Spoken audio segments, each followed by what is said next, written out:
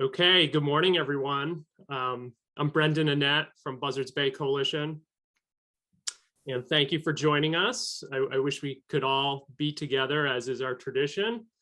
We have 100 people registered. They continue to trickle in, and I'll continue to keep track of that and let them come in. We have folks from Westport registered, up to Plimpton, down to Falmouth.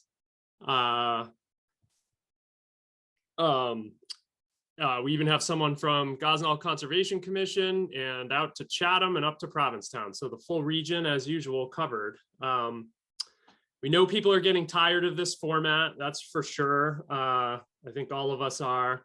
But the work that we do is an important part of the communities that we live in. And I think that this community that we have, that we've developed over time, actually is really important to doing this work. And the Compact and Buzzards Bay Coalition decided that again this year, it would be worth doing something like this on a snowy, icy Saturday, February morning. Gather you all together. The format again this year is a little shorter. Will be about an hour and a half. 2 sessions. The first one a plenary where we'll all be together, and then the second one everybody saw in their email that they can select from 4 options. So I want to thank all of the expert speakers that we've assembled. They're being so generous with their time. And I hope that all of you who are participating can take away something from this, to learn something or be inspired. We know that the networking element, which we've always thought is so important to the convocation, is much more difficult in a format like this, but at least you hopefully see and are reassured by some familiar faces, but also are seeing some new faces that share your enthusiasm for the things that we do to protect, conserve land in our communities. So with that, I just want to go over a few rules which I've posted on the screen here. For the first session, I'd like for all of you, as difficult it is, to keep muted. Presenters will speak. I'd like you to use the chat function if you have a question or comment. So go ahead and go into the chat. Once our session 1 speaker is finished, I'll be keeping an eye on those questions, and I'll ask the questions that you've asked directly to Rich, and he can respond to those. When the first session is over, that'll be at 9:40. We'll have a break. It'll be about 10 minutes that you can turn the camera off on your computer, go grab a drink, do whatever you have to do. And then if you want to come back to session 1, you can stay on this link. It's actually on the same link. If you're selecting, sorry, not session 1, but workshop 1, which is the funding workshop. If you're interested in one of the other workshops, the biomap workshop, the accessibility workshop, and the communications workshop, then select that link in your email, and that'll bring you directly to there. So you have those options. Make sure you're there by 9:50. That's when that second session program will start, and that'll go until about 10:30. And that will be our morning. So with that, I think I want to pass it off to Mark Robinson, the Executive Director of the Compact of Cape Cod Conservation Trust, and my partner in doing this for years and years. I should say my partner and mentor for doing this for years and years, which is interesting this morning because of what you'll hear about the relationship with our first speaker and Mark. So some generations of land conservation certainly represented this morning. So Mark will welcome our speaker and welcome all of you to the convocation. Good morning, everyone. Thank you, Brendan. Mark Robinson, the Executive Director of the Compact of Cape Cod Conservation Trusts, and I'm very happy to be here. We all have mentors, Brendan, and sometimes they're not that much older than ourselves. And Rich Delaney is certainly mine. He was the one who first got me my start in environmental protection down here on the Cape back in 1980, working on an oil spill plan for the county. And there's probably been nobody has done more for the coast and ocean management of Massachusetts in its history than Rich Delaney. So really happy to have him here. You've probably heard of all of his credentials and his resume. He's been in charge of the state coastal zone management. He's been the head of the Coastal States Organization, a national group. He's worked internationally on ocean problems, consulted. And most recently at the Center for Coastal Studies in Provincetown, serving as the president and director of that, recently retiring from that position. But he's still very active on the Cape. He's the president of the Climate Change Collaborative on the Cape and bringing the Cape forward to net zero, we hope, in the next couple of decades. But I want to just tell you one thing that tells you a little bit more about Rich when I first started working for him. We were in our office in the bowels of the courthouse, and he had come back from a meeting out on Georges Bank with the oil industry. Back in 1980, they were still considering leasing Georges Bank for oil drilling. Rich came back into the office, he kind of slammed the door, looked at me and said, "Those blankety blanks are not going to ruin Georges Bank if I have anything to say about it." And if you'll notice, we've never had drilling on Georges Bank. So it might be a coincidence, but I think it's a result of that. And I can tell you that I was kind of startled. I didn't realize that my very professional boss had such passion for the environment like that. And that he taught me a great lesson that you could have passion, the passion of a volunteer, of an amateur, and yet still have a professional position working in environmental protection. And in fact, what I've learned over the years is that that's the only way you can approach this work. You have to keep that passion. It's not just a regular job. You're not punching a clock. You need to have the passion to save the environment, to do this really great work that we all do in preserving land and open space particularly. So with that, I'd like to turn it over to my friend, hero, and mentor, Rich Delaney. Thank you, Mark. Good morning, everyone. And I had a hunch you might mention the oil spill contingency plan. So I just went back into my basement here to try to dig it out of a box that's buried on another box behind another one. I couldn't get it out in time, but I still have the original copy that you did. And for the rest of you on the screen, it's about this thick, 3-ring binder, hand typed on an old-fashioned typewriter. And it has everybody's name and number across Cape Cod and who should call who has a bunch of shovels in a shed over in Orleans that could be used to here. It's a relic, but it's a terrific piece of work, Mark. So I'll dig that out someday for us. But pleased to be here. Hopefully my screen, I do have a few slides to illustrate, and hopefully I can make this work. That's working, Rich. Good. Yep, So just open okay. up your PowerPoint there.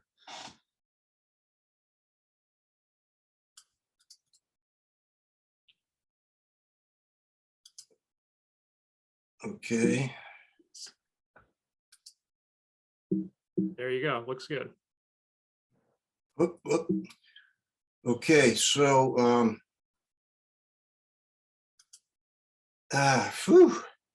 this is the first time, when you kind of, I left the center, so I'm all by myself here with none of the expertise that I usually have in the other office. So keep your fingers crossed, guys. But here's what I'll do for about 20 minutes. Just give you a refresher on climate change international, boiling it down nationally, locally, and then really talk about what we're all interested in. How can the land trusts and local communities be more active? When I was fortunate enough to be in Paris for the climate accord 6 years ago now, on behalf of ocean groups advocating for oceans to be on the international agenda and in the climate treaty. But when I came back from that, a lot of people on the Cape said, what can we do here in Cape Cod? And that sort of was the genesis. So that, as you can see, a bunch of volunteers, 100% volunteer effort across out of all sectors that we can find who are interested in reaching this goal of net zero from our emissions on Cape Cod. And we do it mostly by what we have at our fingertips, which is communication, collaboration, activism, And we didn't put in here, but it's kind of also prodding and instigating and pushing others to do what they can do to reach that goal. So it's an interesting approach, and so far it's been pretty good. We've had 4 big net zero conferences and plan to do more. But let me start with the science, because all through this debate, we had, unfortunately, decades of false narratives about climate change, some delivered from some sectors, the oil industry, fossil fuel industry. But as far as I'm concerned, it's settled. It was settled when we got to Paris. It's been settled for a few years. We had an unfortunate setback in this country where the deniers got back in office for 4 years. That set us back. But the rest of the world understands that the IPCC, the International Panel on Climate Change, thousands of scientists have done fabulous work proving that we, the people on this earth, are the primary drivers for a rapid increase in the average temperature of the earth with potential catastrophic consequences. Technically, science is never settled. Science is the investigation and discovery of more knowledge, but this fact is pretty well settled. So the deniers really have been put aside for the discussions, and we're making some progress. Now, this isn't the last denier that there is around. That's actually your hero, Mark Robinson, making believe he was the 4th Hanson brother back in the, if you ever saw the movie Slapshot, you would see someone looking like this. But this is Mark in his hockey days, and I used this slide just because he made the mistake of putting it out in an email, and I saved it, but also because I want to use hockey as an illustrator here. If you don't know anything else about the science of climate change, all you have to do is remember the hockey stick, because virtually every metric that you want to describe to someone about climate changing, it is a long straight line for about 2,000 years with variations up and down, yes. But whether you're measuring the average temperature of the earth, the average temperature of the ocean, the amount of CO2 we're putting in the atmosphere, all of those lines generally have been fairly steady for as far as we can. Well, here's 2,000 years worth of it, until we get to the Industrial Revolution around 1850s, 1880. And that's when the sharp turn of the blade starts to project everything up. The data from the blue is taken from, yes, core rings and ice cores and tree rings, and maybe you could try to challenge that. The red data is thermostats, basic thermometers, thermometers and basic information. So, and by the way, this chart stops at 2000. That red line for the last 20 years has continued to escalate. So there's no doubt we have a crisis on our hands. Fortunately, that drove, back in 2015, a number of leaders, 196 presidents, to come to Paris. And in an unprecedented event, they actually signed an agreement, a document to which each country agreed to every single word in the document to not solve the problem, but to at least try to solve by slowing the rate of climate warming. This was a historic event. A lot of good things came out of it. But that already was 6 years ago. I was there because I have been advocating for oceans to be part of the international climate debate for a long time. And inexplicably, and without explanation, they were left off the debate for years.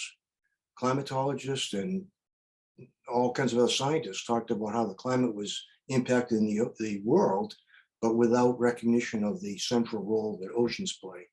So I've helped organize ocean days at each of the last 9 or 10 climate meetings, and made sure people understood, by the way, 50% of the oxygen we're breathing right now around the world comes from and is produced by the ocean, by small phytoplankton on the surface of the ocean. And that's a pretty significant and inextricable link for human beings to the ocean. The ocean has done us a huge favor sequestering about 50% of the excess carbon dioxide we've been producing, but it's reached its assimilative capacity. It's not going to do that much longer because it's turning to it's becoming more acidic because of that. And it drives our weather systems, provides great amount of our world's protein and so forth and so on. But fortunately, that message has been heard by leaders, and it's now being incorporated in the climate change activity. The other important thing that came out of Paris was, for the first time, the world leaders set targets for reducing the rate of climate warming. And you've seen these before, but I'll just show you. If we had done nothing, and we've done something, but we haven't done a lot, the projection would take us by 2100 to have the average temperature of the Earth increase by 4 degrees centigrade over the average temperature in about 1850, the Industrial Revolution. And that would be catastrophic. All the models predict major disruptions to ecosystems, to all kinds of systems. So in Paris, the countries pledged, wasn't a treaty, but they made pledges to reduce their CO2, and they were trying to get down to this target of no more than no more emissions than would drive the world's average temperature to 2 degrees Celsius above the target back in 1850. Ambitious goal, an even more ambitious goal, was to limit it to 1.5. But anyway, we had goals, that's the point, and we still have those goals, and they're still valid. The other thing that came out of Paris that isn't as well known, and this is what is more germane to us, it wasn't just those 196 presidents. We had mayors and leaders from over 2,000 cities attending. The private sector was in Paris and made some fairly significant commitments. The investors, the financial community was there, nonprofits were there, and this is where the action's happening. You may hear, was Paris a success or not? Was its follow-up meetings, the most recent one being Glasgow last year, is that a success or not? You can debate that, but meanwhile, there's a lot of activity going on in these levels. The Climate Change Collaborative being one of them locally, and I suggest you guys have been doing your part, whether you acknowledge it or not, and I encourage you to keep doing it, because it's going to take everybody in every sector to make this thing happen. So I mentioned Glasgow. That was 6 years after Paris. And what happened there? Well, the leaders came together again. The science shows, the modeling shows that we still have a chance, slim chance, but if we were to fulfill all of the new and renewed climate commitments that the 196 presidents made again 5 years later, stronger ones in Glasgow last November, we might actually hit that target. It's probably gonna be somewhere between 1.8 and 2.4. That's what the models project. And it's gonna take everybody committing to their promises, but we still have a shot. So we've made incremental progress on these things called NDAs, nationally developed designated commitments. The interesting thing that happened in Glasgow was, it's kind of what President Biden called an all of government approach. There were more than just the environmental ministers and the water pollution in the air and the scientists. We had, from our country, 13 cabinet secretaries there, including Treasury, transportation, and so forth, because it's going to take every sector. One thing that happened in Glasgow that was startling, even for me, following this, it was the first time the treaty, or the agreement that came out of Glasgow, actually used the words fossil fuel. That's the biggest culprit for all these years. They've been talking around it, but they actually had a provision in the agreement that said, let's phase out the use of fossil fuel. Unfortunately, at the end, it got watered down a little bit to use the language, we agree to phase down the use of fossil fuels. But that was a big achievement, believe it or not. So finally, world leaders have, on paper, with their name signed to it, acknowledged the culprit. The other very interesting thing in Glasgow was the private sector really stood up. Bill Gates and his billionaire buddies have created investment funds that will total about $1 trillion to go after new technologies, new and innovative technologies, and also presumably to help the developing countries be able to afford to make this happen. And speaking of developing countries, the other thing that happened in Glasgow was the vulnerable voices, as they're called, the indigenous peoples, not the less powerful folks, some of whom actually live on and inhabit and manage some of the biggest ranges of forests in the world, critical carbon sequestration sinks. They were heard. They made their voices well known. And importantly, the leaders agreed to come back not in 5 years, but in 1 year. So all the presidents will be back in Cairo, Egypt, next November, this coming November, to keep an eye on this. So things are happening. Meanwhile, what's happening here in Cape Cod and southeastern Mass is we have a front row seat for one of the warmest, fastest, most rapidly warming spots in the ocean, just in the Gulf of Maine. That water body, because of a confluence of currents and bathymetry and other factors, tends to be warming faster than almost any other place on the planet, perhaps except the Arctic itself. So we, for better or for worse, have this front row seat. And what's it doing? Well, it's accelerating all of the climate change impacts that are being felt everywhere, but particularly on Cape Cod. Because of that, average temperatures are rising. We don't know that. I mentioned the acidity of the ocean and our nearby marine waters is increasing, having consequences for our shellfish and ecosystems generally. Sea levels rising, clearly an issue for our coastal communities and for land preservation and waterfront properties, primarily initially because of increased erosion.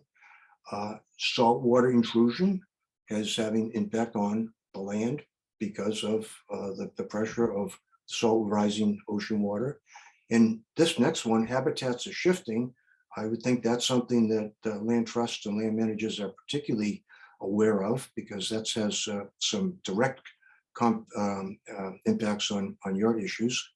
Ocean currents are changing. Those are one of the big potential tipping points where major changes. And of course, we know the weather is intensifying. So all good reasons, if you needed one, to pay attention to what's happening. So what can some of the what can we do? You land trust people, conservationists. Well, obviously the work you have been doing is key, and I think you should be proud of that and acknowledge it and let people know that preserving open space in its natural condition not only is good just for the aesthetics and for habitat and for wildlife, but it also becomes a sink for sequestering CO2. That issue was really discussed and included in a lot of the discussions in both in Paris and later in Glasgow with regard to what is being called blue carbon, the ability for marine plants to absorb carbon, whether the mangrove swamps, salt marshes, in our case, even the algae in the surface.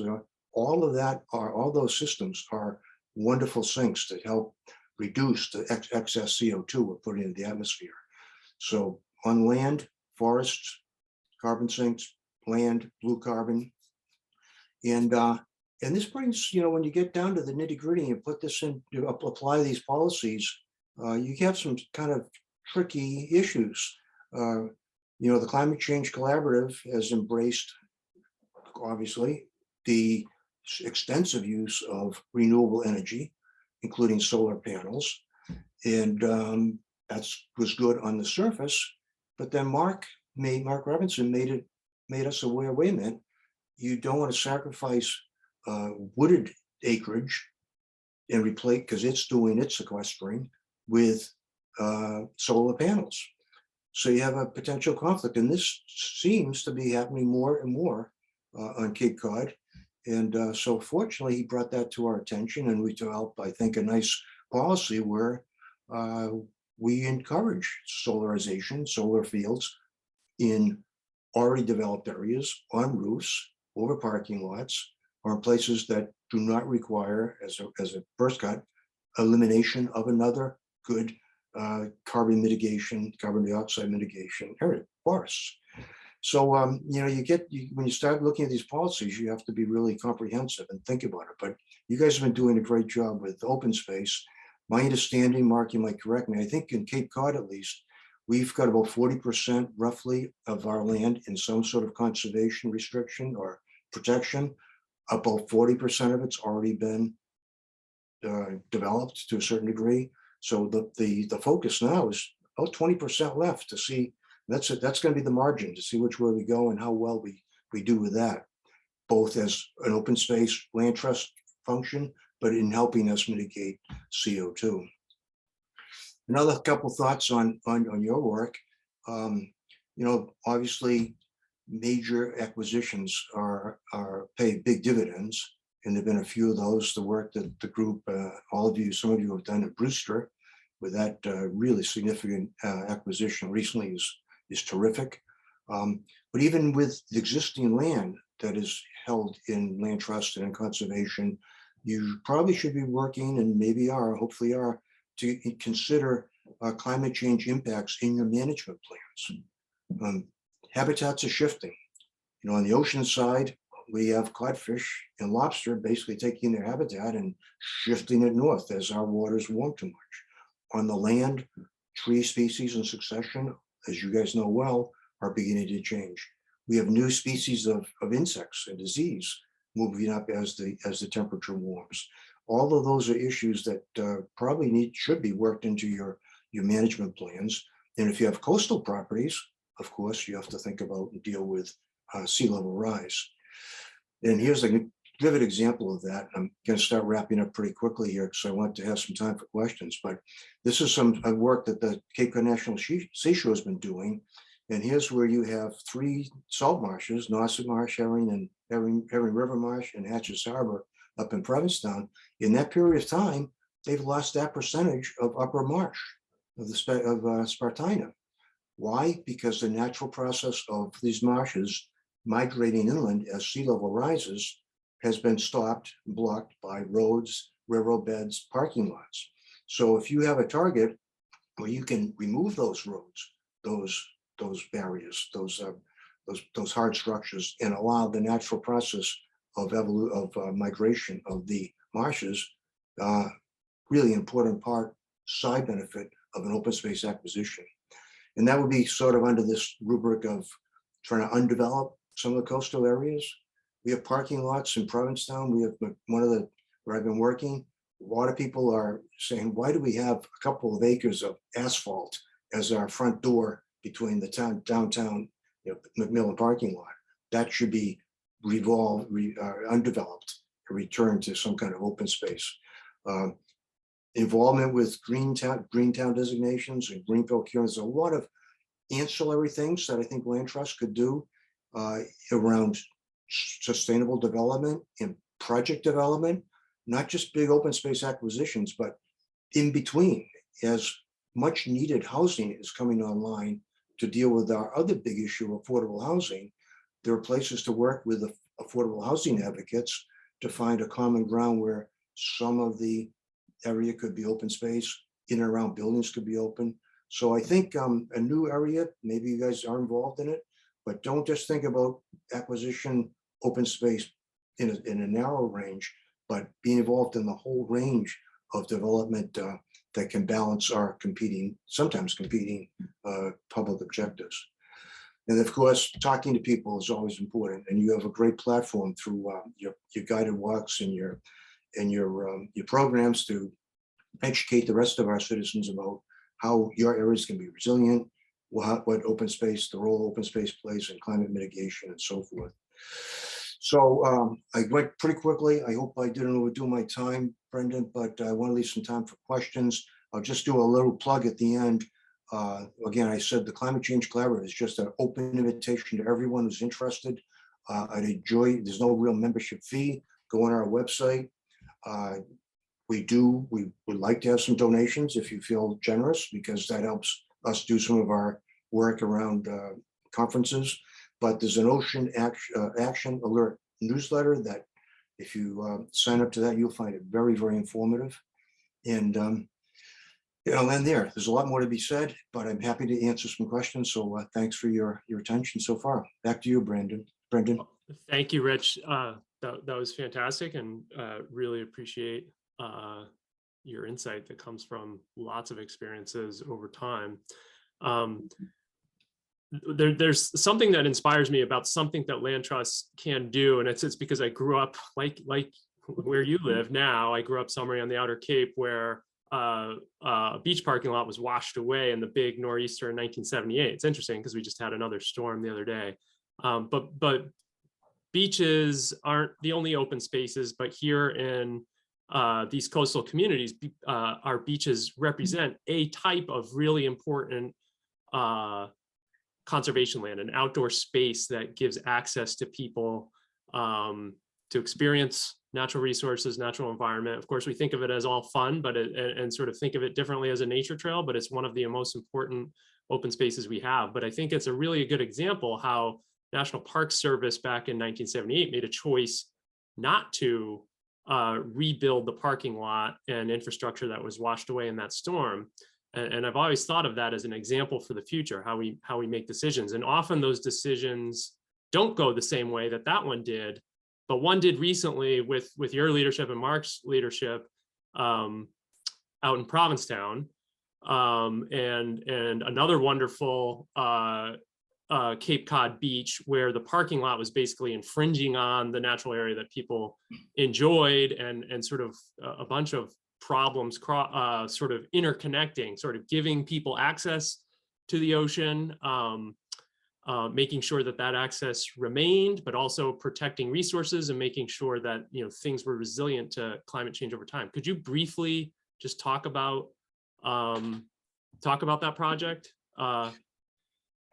Sure. Yeah. No, that you said it well, Brendan. I haven't done this analysis, but I bet if we measured or took account of the number of asphalt parking lots along our 1,500 miles of Massachusetts coastline that are right up against the beach, we'd be stunned by the amount of mileage and square acreage that's asphalted right in a high intensity zone that requires, it's very dynamic. We found that to be the case, as you mentioned, in the blizzard of '78, where a dramatic storm eliminated about 380 of the parking spaces at Coast Guard Beach, and the national park was smart to anticipate these natural processes and move back. And same thing happened more recently, and I think you're referring to Herring Cove North in Provincetown. That parking lot had been rebuilt, I don't know how many times, the asphalt, dozens of times since it was created by the state back in the 1950s. And finally, this time around, with some of the scientists from the Center for Coastal Studies working with the national park, we convinced everyone to actually retreat the parking lot, take it back from the edge of the ocean, from the beach, move it back in about 200 to almost 300 feet, almost 100 yards, and allow that beach to restore its natural ability to absorb the energy of the waves, and therefore reduce the amount of erosion naturally, which is what beaches can do when left unaltered. And we then recreated a dune with some planting and vegetation between the parking and the beach, but it still allowed for 300, 400 cars to use it. So I like to describe that project as retreating, restoring the natural process, and still allowing for recreation, the 3 R's. I think it's a great example for national parks and other towns up and down to balance those 3 competing uses. Thank you. Yeah, I think it's an inspiring example that will have more analogies and potential applications or similar applications as we move forward working in the places that we work. Kevin Galligan from Orleans wanted to know if you could comment a little bit about the investor role in climate change, meaning capital that gets invested on Wall Street and reinvested on Wall Street every day. The Paris meeting resulted in something interesting, that the term ESG, environment, social and governance considerations in investment. That was sort of a term that we never heard before that. But since then, he points out that, geez, it's almost every week, maybe even every day, that it finds its place on the front page of the Wall Street Journal. Yeah, thanks, Kevin. Absolutely critical issue. Glad you highlighted it. You know, if I had to go, if we had go back and say, what's one of the major drivers that has put us in this climate crisis? It's, of course, our use of fossil fuel, but abetted by $500 to $600 billion of government subsidies to the oil companies every year. This is all governments around the world collectively, about 30 billion of our taxpayer monies going to support the fossil fuel industry. The fossil fuel industry, which makes a lot of money anyway, has that all those extra dollars to in turn influence the government process. As you know, that's the reality. You cost money to run for office, and these guys buy a lot of influence, and therefore keep a stranglehold on governments from actually taking the steps necessary to convert our energy supply away from fossil fuel to renewables. It's the single biggest thing we could do. If I could wave the magic wand and say to governments around the world, take one step, take the $600 billion for the next every year. Don't give it to the oil companies, give it to renewable energy. They would far outcompete the oil industry, and we would start that transition really fast. Now, the sector right behind that, right beside that, is our investors, our private money. They're investing in those oil companies too. Harvard's, one good news, one big thing is Harvard's $52 billion endowment just announced they will no longer invest in fossil fuel companies. The private sector has to do that. They have to step up and make that decision in the beginning too. Because if you want to really, like that old expression, follow the money has been square on fossil fuel industry, and they've used that to control everybody. We've got to make that huge shift. And by the way, in Glasgow, there's another provision in that final document that came out of Glasgow that it wasn't as well known, but it does commit most of the countries to start to reduce their subsidies of fossil fuel in a limited way, but it's a beginning. So Kevin, you're absolutely right. The private sector has a huge role to play. Government spending has a huge role. If we shift that away, we can make the urgent progress that we need.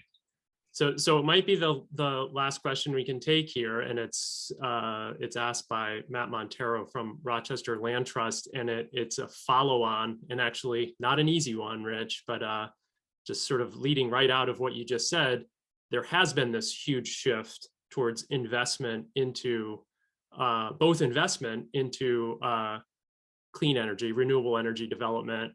And here in Massachusetts, actually Massachusetts leads the way, as far as I understand, in encouraging solar development. So I don't mean that, there's more solar here than California, but there's very significant incentives and capital from all over the place is finding its way into Massachusetts. And it's very, very apparent on the mainland side of the bridge in southeastern Massachusetts. You can even look at air photos now and just be stunned at how many solar fields have gone in the past 4 to 5 years, but the Cape Cod side is not safe from this either.